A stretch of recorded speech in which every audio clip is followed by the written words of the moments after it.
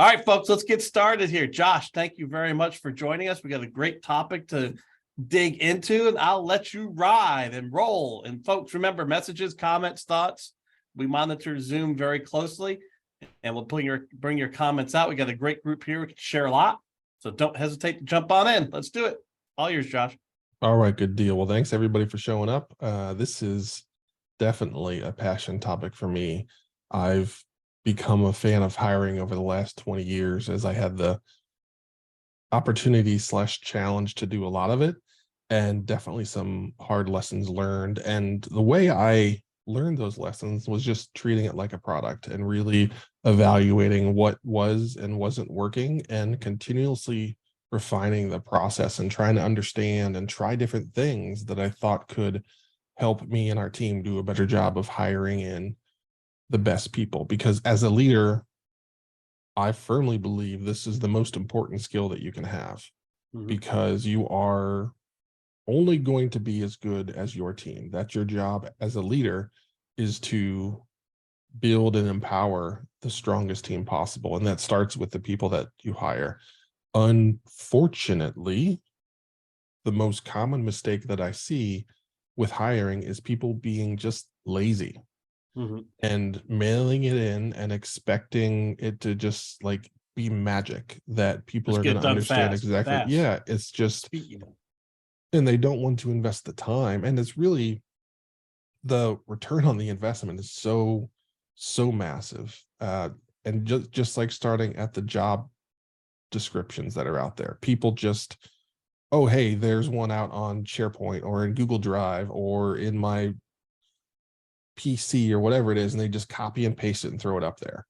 And it didn't work before, so it's likely not going to work again, but it was easy to just grab that one. Or maybe someone else wrote one, maybe your predecessor that was in the role prior to you had one, and HR just uses that, and you're just like, sure, that'll work. It doesn't. Isn't it funny how the hiring side thinks nothing of the job description, but the person wanting the job, that's the first thing they want to see. They're going to dig into it and look through it and almost take that as Bible. Yes. So that's exactly why what I do is I try and write the job description I would want to see that would make me click on it.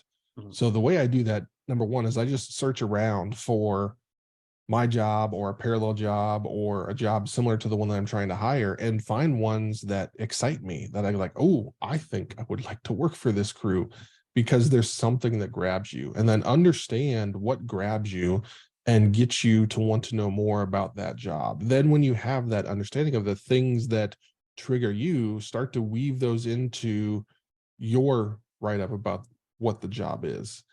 Like, what's some things that catch you that you can say off top of your head?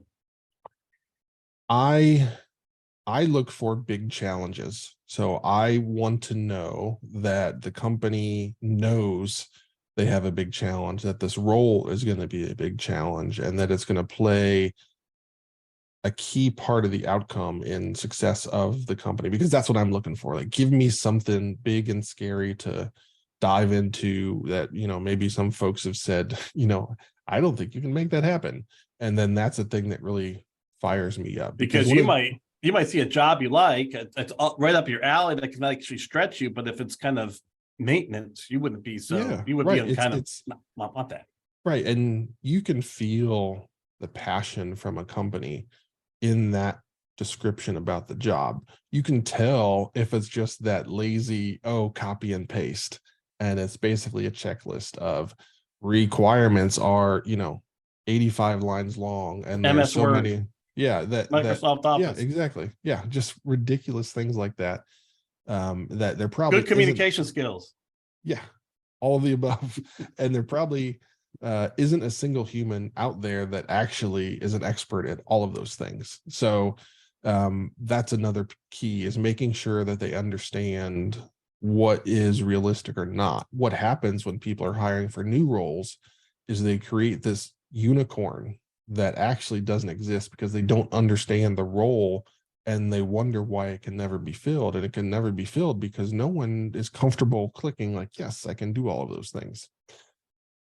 So the other thing that you do is, once you come up with what you think looks great for that role, put it in front of the people in your company that are already in that role and ask them what they think. Because it really doesn't matter if me as the CXO think this description is really exciting, because I'm not the target that we're after. So I try and find the target within the company and say, hey, is this something that you would say, like, A, this company knows what they're talking about. B, I kind of dig the culture.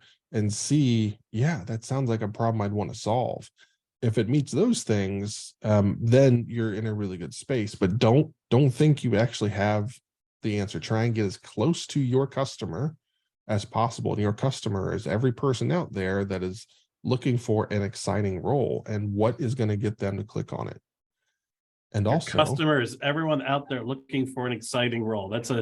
We forget that a lot. Like, we should be selling us so we get the best of the best talent. If you want the best, then you have to do that. If you want middle of the road, then write a middle of the road job description. It's that simple.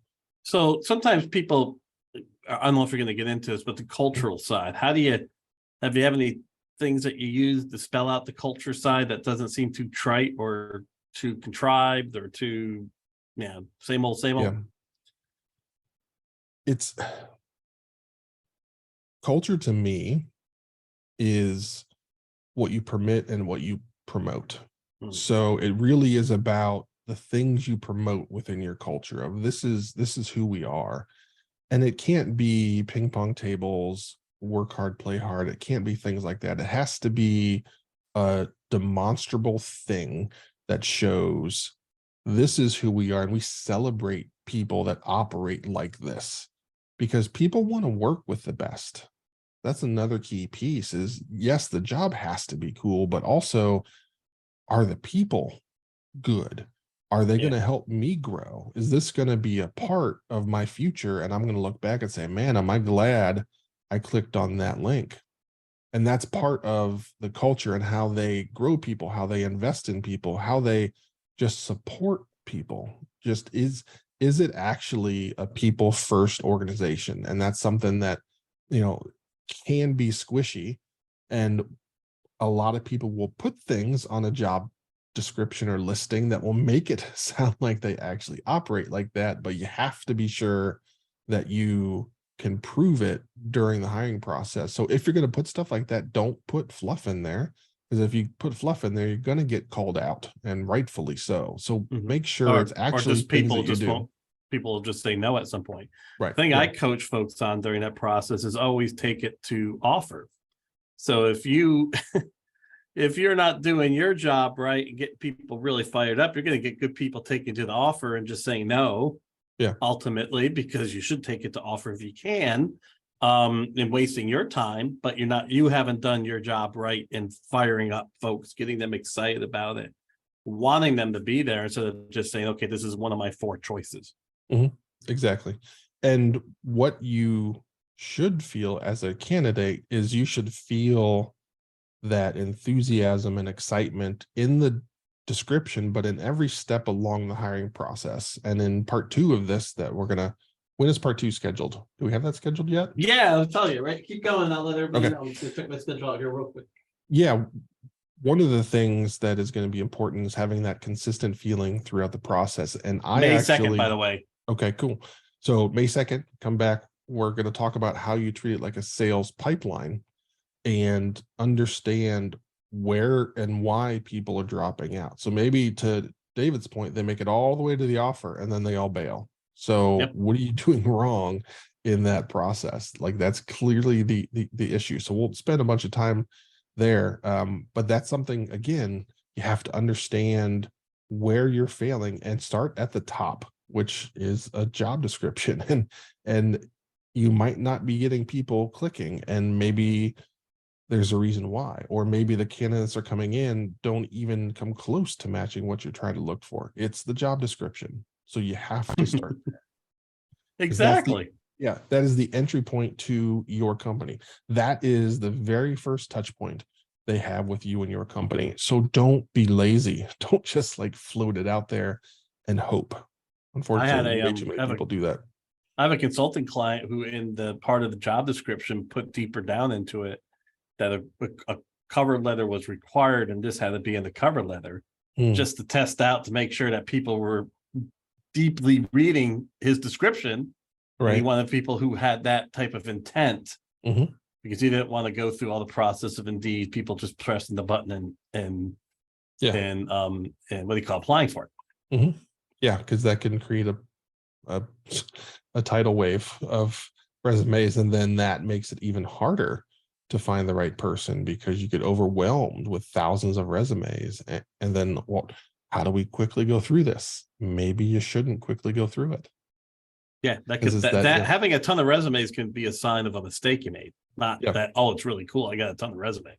Yes, everything that isn't working out the way you would like, whether it's too little or too many, is your fault.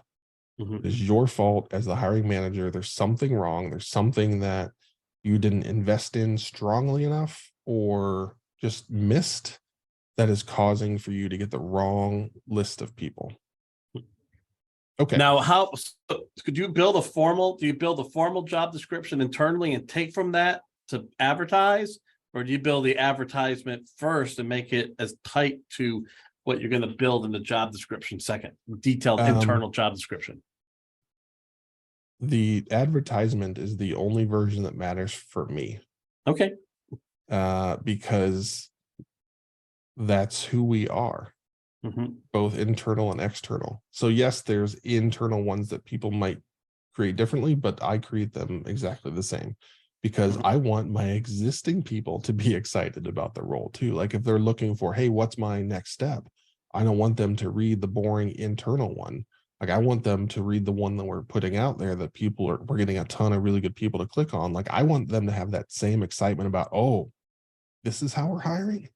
This is what we're looking for. Like this is exciting. So I don't like to corporatize it or whatever it might be. But yeah, that's a tough thing that not a lot of people are willing to do, but you have to realize you're consistently selling to your existing people, just like you are to everyone else that's out there trying to find. Oh, they're going to look for it, right? They're going to look about us. They're going to see if something, they're checking out, see if their position's being advertised, if they're a little worried about their job.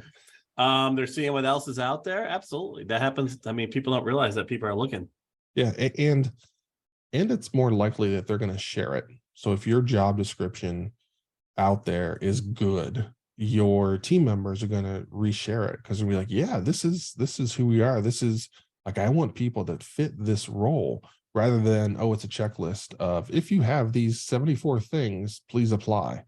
Then that doesn't tell you who's going to come walking through that door and sit next to you for the next 5 years.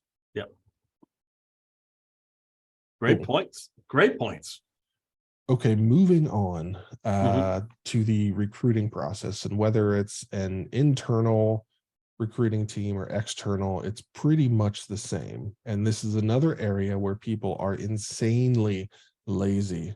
And the analogy that I came up with as I was thinking about this talk is what so many people do is they send a job description over and the recruiter will talk about, hey, what's the company culture? And maybe you send them the link to the culture part of your website and that's it. So that's effectively asking someone to paint a picture of your kids and telling them, hey, I've got a 18-year-old daughter, a 16-year-old son, and a 13-year-old son. Yeah. And then they come back with a painting and it doesn't look anything like your kids. And then you get mad at the painter. It's not the painter's fault. It's not the recruiter's fault. It's your fault for not providing them clarity on, hey, this is what I'm looking for. I used one recruiter and one recruiter only out. And then I also did recruiting myself for one company for 13 years. Yeah. And I sat that person down. That person understood the culture, the tendencies, the needs, understood me. And he was always in the company, walking around, talking to people he placed, because I wanted to make sure he completely understood before he started sending people to me. Yep. In my career, there have been 3 recruiting account executives that really understood me. And part of that was because I invested in them, which we're going to talk about. But I could call them after years of doing this with them, just like David said, and say, okay, I need 3 senior developers. And they'd say, okay, so this is a normal Josh hire, right? And I'd say, yes. And it got to the point where if they sent a resume over, I didn't even look at it because I knew that they did such a good job in making sure this is the right fit that I said, all right, you send them over, let's go. Let's set up a phone screen and be ready to rock and roll, because they were that good. But that took a lot And of you're paying time. 20%, so you better darn Exactly. well do the work in advance. Yeah, Make them earn their exactly. money. Exactly. That's a So we're going to great talk point. about how to make that happen. I invest very heavily with every new role that comes out, and I will spend hours with the account executive and their recruiting team talking about that. I've even done like lunch and learns at a company talking about, okay, this is our culture, this is how we operate, this is what we're trying to do, this is why the company's future is so bright. We just got this investment or something and we're investing here.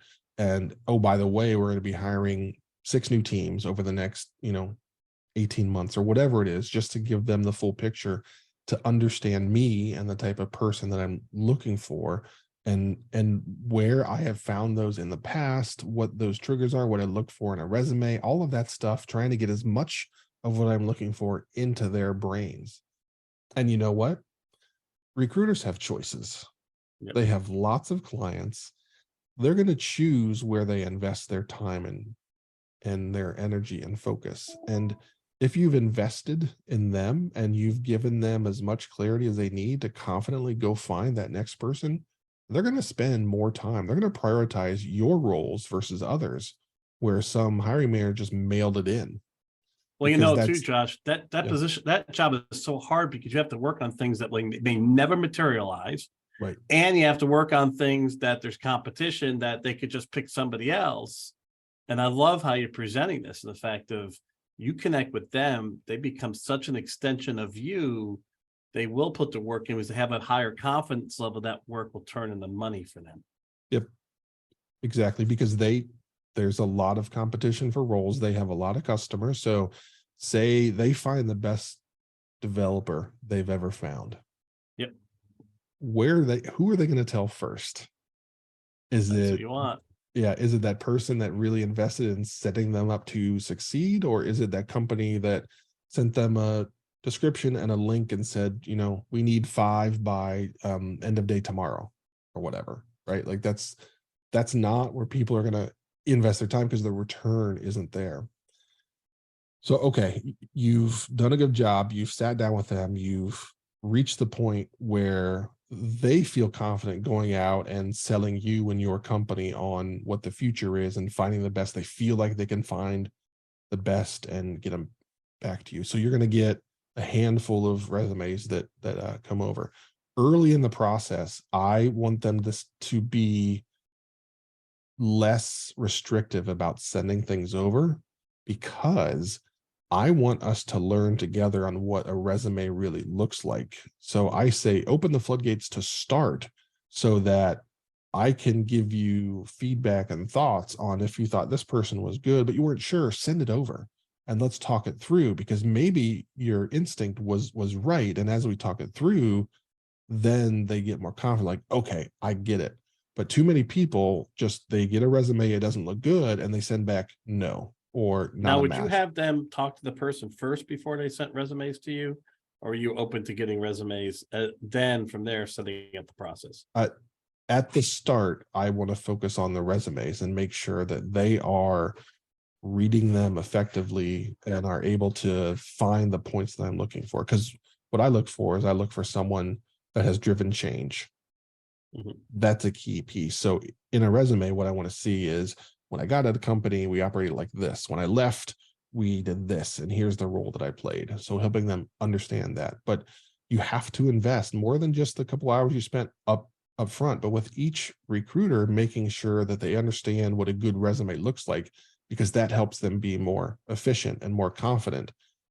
So every time someone sends a resume over, if you are not responding with why this person is a great fit or why this person is not a good fit, then you're being lazy and you're wasting time, and you're probably not going to get better candidates over the long haul. So it's not just saying, hey, this person isn't a fit because of X, Y, and Z, but it's really accentuating, okay, I love this person because of ABC, and helping them say, oh, okay, that's a thing that gets Josh excited. All right, let's really start Yeah, and focus there. Right. So it's not always just like no, because a lot of people just say no and never say anything more, but it's no, and these are the reasons why. Again, that helps all of the recruiters there start to narrow in and be more efficient and effective. Again, if you're getting paid to deliver and you're working with a customer that's going to help you be efficient, you're going to probably spend more time working on their jobs. So that's So what another are some thing. resume hacks you got? Like things you look for? Like for instance, one I look for is I like longevity. So if someone's hitting certain cues, I want to see longevity. Now, everybody's entitled to a couple oopses. I call them oopses, right? Because that's fun. That means you tried something out, didn't quite work out.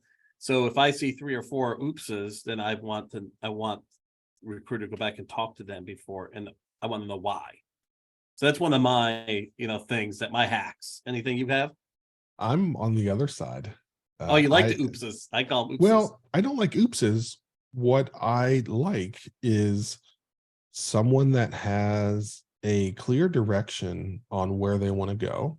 And if they don't feel like they're getting it there, that they're willing to take action and change the scenery. Now, of course, there's the ridiculous side where they're in a different job every like quarter. Like I'm not looking for that, but I am No, it's a great perspective.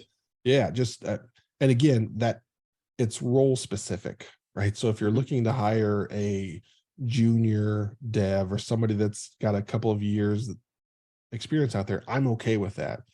As you get to more broader roles where responsibility is more broad, and that having that consistent feeling over the years is really going to pay off, then of course that's a different thing. But I spend most of my time trying to hire devs, and it doesn't scare me off like it does a lot of people. No, but it makes total sense. It gave me another perspective to look at, especially to see if this, especially if there's a real understanding of why they left.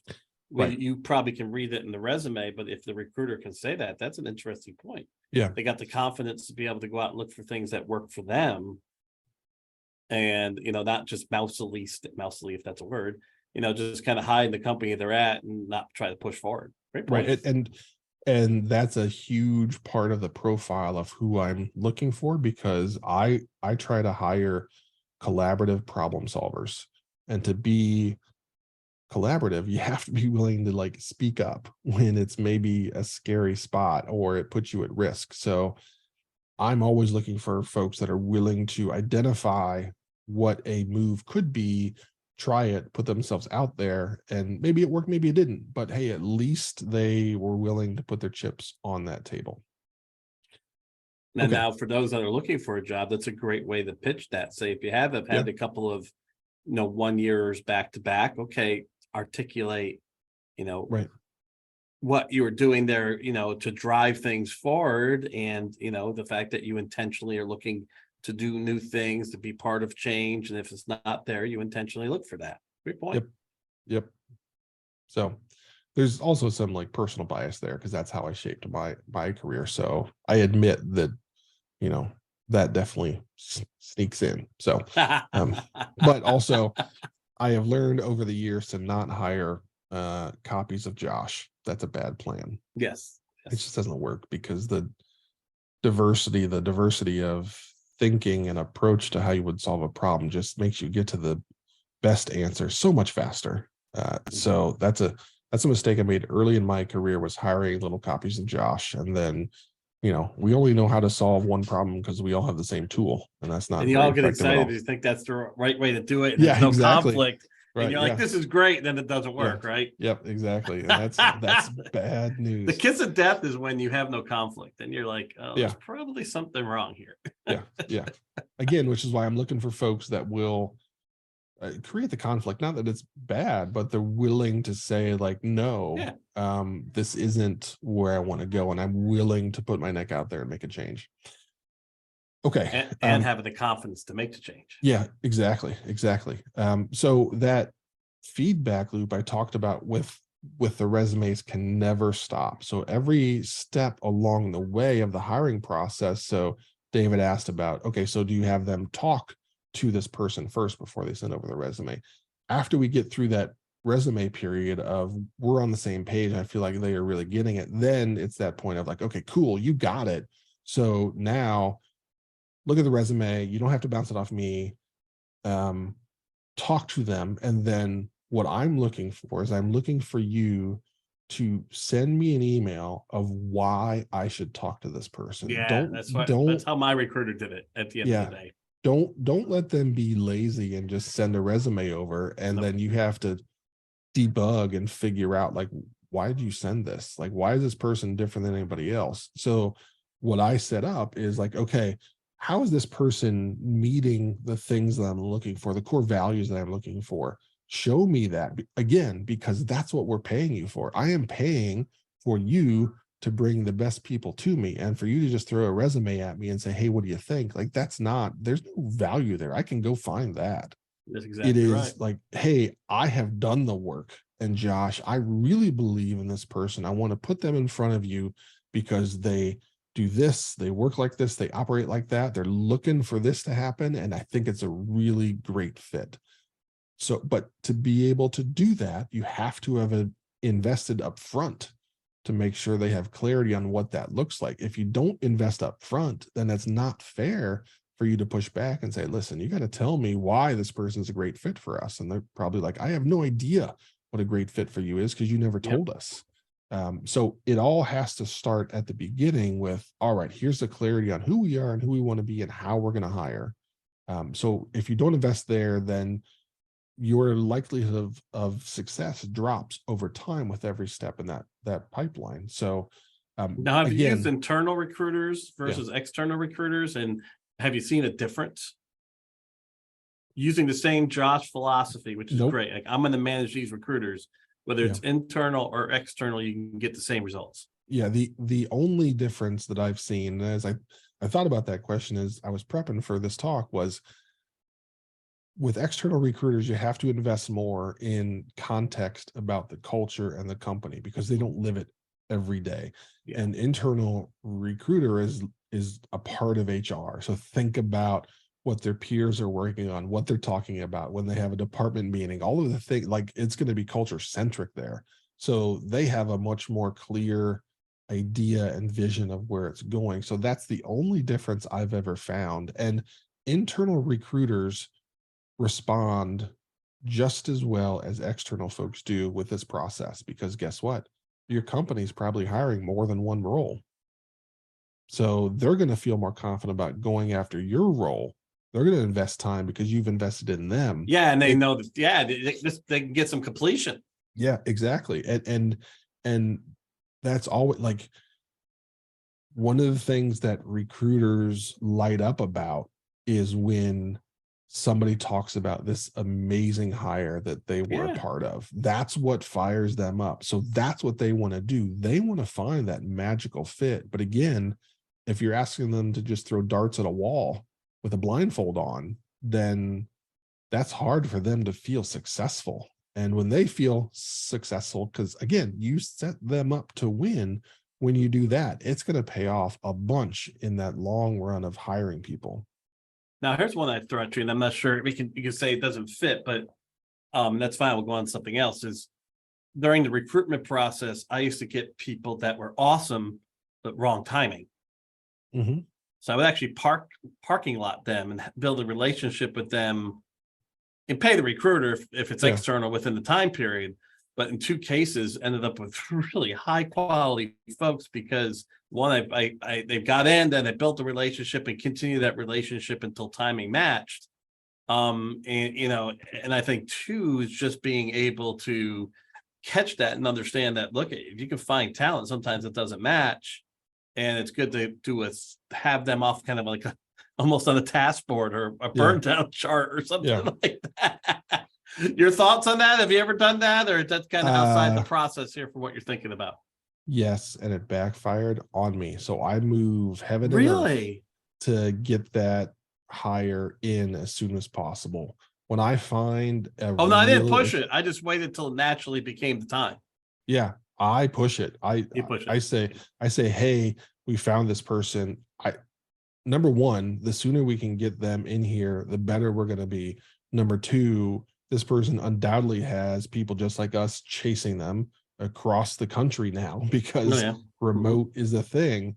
So I need to find a way to free up an FTE or free up whatever the funding model is to find a way to get that person in there, because I have done that where I put them on the waiting shelf and then something happened, either in my control or not in mine, it didn't matter, but something happened and I wasn't able to get them on board, and that like crushed me because I knew how good that person was. Yeah. And so I kind of vowed, not kind of, I vowed to myself of like, hey, if you find a great person, get them in the door somehow, some way, because the return on that investment over time is amazing. So that again, that's a hard thing to do. Maybe you don't control your budget. Maybe it's a super tight year for your company or something like that, but I still will scrape and claw and do everything I can to find a way to get that person in, because hiring as much as I have, I recognize the rarity of that and the importance to me and how I like to hire with getting those really, really great people. Makes sense. So I got burned once, so I'm like, I'm not going to let that happen again. My situation was timing. They weren't ready. And so I wanted to make sure that I kept that relationship up so that, when they were ready, which they all both became ready, they could come in. They both turned into fantastic hires. It's just weird how that works out. You can find someone timing isn't right. You don't want to force them into something they're not yet comfortable with, especially because I was doing a lot of, a little bit more early stage stuff with some little bit of risk. Usually they would have to take a little bit of a less salary as they're pivoting into a new role or a new industry. That's my thing. I love to take chances on people that high potential. I used to call it potential energy versus kinetic energy. So my thing was always looking for the person with potential energy that could blow it out of the water, give it a shot. Agreed. I have not. I just think I'm not as skilled as you are with keeping people on like keeping them warm over here. No, that's just different skill sets. Yeah, it's different techniques you use. Like I like your technique because you're like, I'm gonna get this person in. They want it, I want it, I'm gonna shove them in because I got so many other things to worry about. I can't manage this going forward. Yeah. For me, I had a situation where I could backlog some folks and then play with things and keep connected with them and then ultimately pull them at the right time. Yeah, and that's not one of my stronger skills. So I don't like, unless I have a teammate that's really good at it, then that's likely not going to happen, which stinks because there's times that like I wish I could have made that happen, but it's not a strong suit of mine. So I don't. No, I get it. I mean, the thing on this that you talk so well about is the ownership and management and partnering with the recruiter. Some people just see them as a tool that they whip and just give me what I want. I got 5 of you, just don't bother me. And it's just like, wow, here's a whole other perspective that will definitely give you much bigger return. There's no doubt. And you will win more with this approach. You will find more talented people. You will find more enthusiastic people, and then you keep that train rolling and keep hiring people like that. Your culture transforms. It might already be good, but it gets even better because now that's the norm. That's who we hire. That's how we operate. That's what we look for. And then word starts to get out and people start coming to you and you become a destination job. That's the proudest moment I've ever had. Was here in Raleigh, we actually became a destination job and we didn't have to find people. We just had to post a job, and then people would, let us know that they wanted to come and work with us. And that just changed the whole game. But that, again, that only happened because my entire recruiting team, both internal and external with that company, and my directors and the people that were part of the hiring process, we all were on the same page. But that does not happen when you go the lazy route, which is what David talked about, where it's just like, get out of my way, only send me good resumes, please don't bother me, all that stuff. Like, and I got 4 other of you. I got 4 other of you over there. Yeah, exactly. So then I'm like, well, shit, I'm not going to spend time doing that, right? So if you invest here, you're going to win. You're going to beat the competition that's out there. just your life is going to get easier. It's so, I mean, absolutely. When you start digging into it like that, you can definitely see that scenario. So job description, Yes. criticality. Important. Because Any last summary on the job description side of it, whether it's any specific verbiage, any specific structure. And remember, folks, this isn't the internal document. Remember, Josh is talking about how you're advertising that out to the rest of the world. the thing I always hold on to is this is the first contact a talented person has with your department and your company. So take advantage of that. Show them that you are special. Of course, I have the required, preferred, blah, blah, blah, but I don't use that language, right? I don't use those words. You're an amazing fit if you have these things. And also, I also start the whole listing off with, we aren't a company that hires on a checklist. If you're great, we're going to hire you. You might not be able to check off all 15 things that are on this sheet, but that's okay. If you think you're great, let us know and we'll figure that out with you and we'll hire you. So I try not to turn people away with this like, oh my gosh, I don't have that. Because to your point, investing in potential energy, there's a lot out there. So how do I get that person to click the button, even though they might not feel like, well, I've never done that. Well, that's okay. If you think well, if you're smart, we'll teach you. Yeah, I'm not, exactly. I mean, I could teach anybody how to do something. Yeah. I can't teach people how to get things done. I mean, that's the big thing I've been pushing out there more and more is I want to find people that can get things done.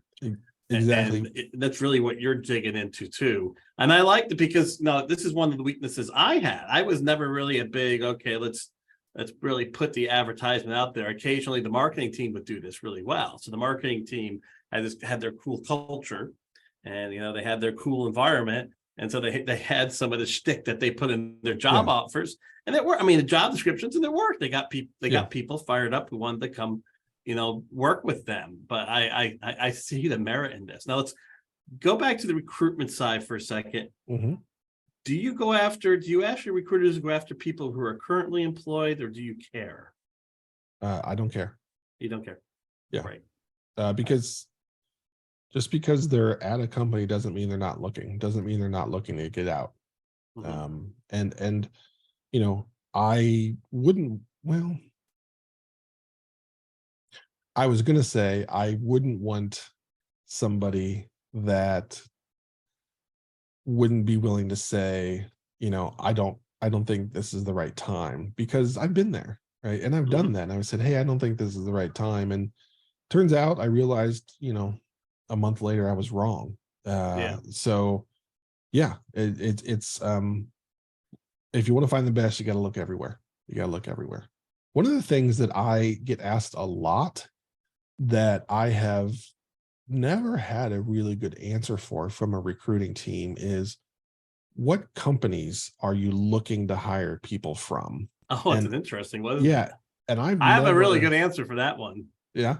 I don't have any. I'm looking for potential energy. That's good. Yeah. I think experience in some cases too heavy brings baggage.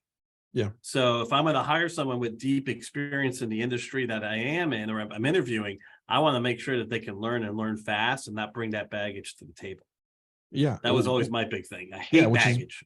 Which is probably why I never really had an answer for that. Like I seriously spent time thinking about that, but I didn't feel like there was one company out there that had a thing and a group of people that like we have to have. It was a diverse. You're looking for you're an individualist. You're looking for a person. Mm-hmm. And that person has to have certain criteria about their character, their work ethic, their intelligence level. And I think that's what people forget. They don't showcase that they can learn fast. They don't showcase that, where they made those character decisions, you talked about it too. You said, I want to see where you change things. Yeah. Where you disrupted, but did so successfully without being a jackass, Mm-hmm. Those are the people that get things done. I think, I love how you presented that as it relates to when you're talking to the recruiters and teaching them, here's are the ways you find how people get things done. And 2 points. One, about the resumes, writing is, unfortunately, people aren't great at it. Like I have a really good friend that I worked with a while back that wants to move on from a company, and he hasn't written a resume in quite a while. And he sent it over to me. I'm like, this doesn't tell me anything. Like, this tells me the things you're supposed to do in your job. Anybody in that role should do those things. Like, that doesn't separate you as like, oh, this person is really, it's just like, hey, someone gave you a job description and you just did it. And but I know you're not that person, but this resume doesn't tell it. So make sure that it does. And the same thing with your job descriptions, right? You don't want to put that out there and have it be like, oh yeah, this is just like every other company, because you'll get people that like that, but you probably aren't looking for that. And then the last point I want to make about the recruiting side of the house is you are creating a challenge for the recruiters, because it is much more difficult to find the things that David talked about, to find those personality traits in people through resumes, given what I just talked about. Like, some really talented people aren't great at writing resumes. Exactly. Most of them aren't. That's the thing. It's like, you want to find that cognitively diverse person who can disrupt, but they don't have the skills to do that. That's So how do you go out there and find them? How do you teach your recruiters to, dig under this stone and look under here and look for this? And that's the winning strategy is from my perspective, is your study on your conversation around educating your recruiters. Yes, because while the resume will tell a story, it's not necessarily the real story or the whole story. That's why I personally, when people ask for a resume, I say, go to my LinkedIn, because you're going to get a greater feel for who I am as a person than you will within a resume. So I can send you a resume, but it's a resume, right? There's only so much you can say. There's only so much you can say. Great point on the LinkedIn side. And I hope everybody here is looking at least at the LinkedIn pages of anybody that got to a second stage. I mean, if you're not doing that, that's you're hurting yourself. The adage I use, Josh, is hire tough to manage easy. Mm-hmm. So that's a big one. I try to push that on anybody that's around me. I said, look, make it hard for them to get a job here. They feel that. They're like, oh my God, I went through 7 interviews. And they're not stupid interviews. You're going through the process. You're matriculating. You're staying connected with them. But wow, I got this job, man. Yeah, you should see what they put me through. They put me through a gauntlet. Yeah, your saying is much nicer than mine. Mine is a bit more blunt and direct. Of hire slow, fire fast. Yeah. So, yeah. See, my hope is I don't have to. You should hire fast. Yeah. And fire fast. Excuse me, hire. Yeah. Fire fast. I just don't like doing that. Yeah. But you're right. Neither one of us. But that's right. You've got to do both. And here's the thing about fire fast that people don't realize. It's better for them. Mm-hmm. It's better for them. I mean, it's just so much more positive. Not happy. They're not happy. There's probably a whole session we could do about that. Absolutely. And I've got some horror stories about, oh man, the first time I ever fired somebody, it was it's horrible. So bad. I had to do it at 19 years old. I had to fire. I was assistant kitchen manager, Santa Fe Cafe in college. I had to fire one of my buddies because the kitchen manager was too much of a chicken, and it sucked. And then the rest has been So recognize that you're making it harder on them, because they likely have a lot of clients or customers that give them a checklist. So they can probably feed it into some system they have that's going to go scan a bajillion resumes and return them 500 that check all of the boxes. And they can hand that to that person because that's all they care about. Does it check the boxes? Cool, done. You make it harder. They are going to have to invest more in reading the resume, understanding who that person is, asking different, tougher questions during the initial screen, right? So but they trust you more because you're going to give them business. That's the give and take here. See, I love this model because recruiters want that connection. You're their customer. If you're spending time with them, I'm like, oh man, if I learn this, Josh, I know Josh hires. He hires every job he goes to. I used the same recruiter to bring people into 3 different companies. And he did a phenomenal job at all 3 companies. And so, you build that relationship. You got someone that knows you and knows what you're looking for, understands the puts and takes. It's well worth their time to do that. And if the recruiter doesn't want to do it, they're not worth your time. Right. go to another company. Yeah. Exactly. Well, anything else, sir, you want to share? No questions out there for the group? Any questions, thoughts, comments? Going once? We got a hand raised. We got a hand raised. Oh, Put you your have a hand question in the raised? chat. Yeah. Okay. Terrell Hodgson. I'm not sure how to pronounce your last name Terrell, yeah, properly. you can speak. What do you got? Hey, how you doing, guys? I have a few points actually, and first I apologize. I missed the first 20 minutes of this because I was in another meeting. But so I don't know what you covered during that time frame. But first, let me just say this is excellent content. I mean, really excellent content, and I'm glad you guys are doing this for us, and I appreciate you putting this on. Very informative and very useful material. And I'm going right now through a process of hiring a fairly key position, and we're not putting forth the necessary effort that's required to do this. And a lot of the tips you've given us, I wish I'd had a week ago. But first, at least it's only a week ago, right? It's better than a month ago. That's right. First, I would say that my experience, I've never been in an organization that used a recruiter, at least not a dedicated recruiter. I was in the Army for a while. We had to hire government civilians periodically, and there's a very regimented bureaucratic process you have to go through for that. And so you can't, it's difficult to recruit for something like that. My current organization, we just don't have a recruiter on hand. Mm-hmm. What I found, though, that if you want this to be a success, it has to be a deliberately planned and executed process. And where I found the best success is, and bottom line is, everybody involved is going to have to put forth a lot of time and effort to find the right candidate. What I found works best is for the unit lead or the division lead puts the thought into it, necessary thought into it ahead of time when he puts together the job description, has it posted. It's designed to bring out the right qualities that you're looking for. And then there's the next step is in the resume screening process. He puts together a rubric for the hiring committee, explaining this is what we're trying to draw out of these resumes here, and this is how you score it, and this is what you should be looking for. And a similar sort of situation with a grading rubric for the interviews. And there needs to be a subjective element to each of those phases. Yeah, just a note, like an Terrell, like an asterisk that said, "Oh, it's something special here," with a couple notes. Or yeah, exactly. You always should have that, because you just never know that something's not going to fit a rubric. Because there's certain rubrics I would never fit. Yeah, I mean, you're exactly, when you're talking about potential energy, that's the sort of thing that's going to be difficult to draw out of a resume. You can draw it out of an interview, and but there needs to be that subjective element there to identify it. Yeah, and also you have to know the questions to ask to pull some of that out. That's another thing. They have to be carefully crafted to draw those things out, and yes. And it takes time and effort and thought to put that together. That's why it needs to be a really deliberately planned effort. And you have to teach some people that each interview is special. Like, one of the mistakes that happens if you start getting into an interview mill process, you can forget that each person's special. You got to coach the people on the team. This is special. This person's special. Right. Give it the time. It's so worth your time. It's so worth your time.